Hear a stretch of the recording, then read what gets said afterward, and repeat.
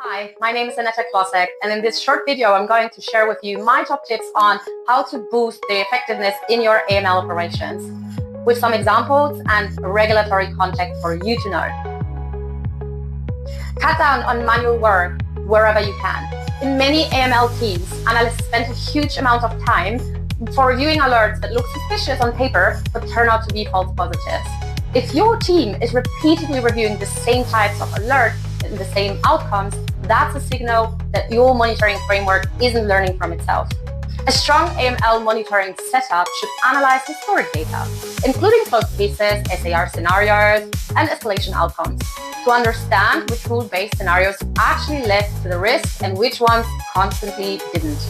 Those insights can then be used to refine thresholds, suppress low-risk patterns, or reweight scenarios, reducing unnecessary alerts before they even reach an analyst. Make alerts smarter, not just fewer.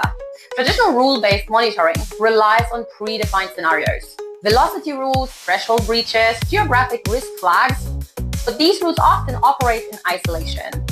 AI can sit on top of those rules and analyze hundreds of scenarios across historical transactional behavior, looking at combinations of signals rather than single triggers.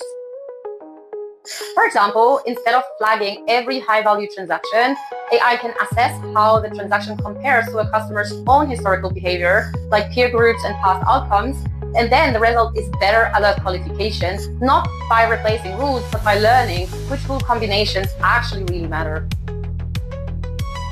Know your AI types and where they add real value in AML. Supervised machine learning uses labeled historical data, such as past alerts marked as true or false positives, to predict the likelihood that a new alert represents genuine risks. This is especially powerful for prioritizing alerts and reducing noise in high-volume environments.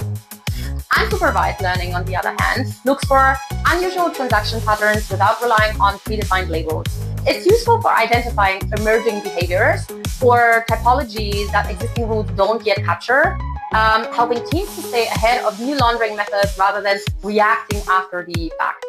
Used together, these approaches help monitoring systems evolve from static rule engines into learning frameworks that improve with every investigation.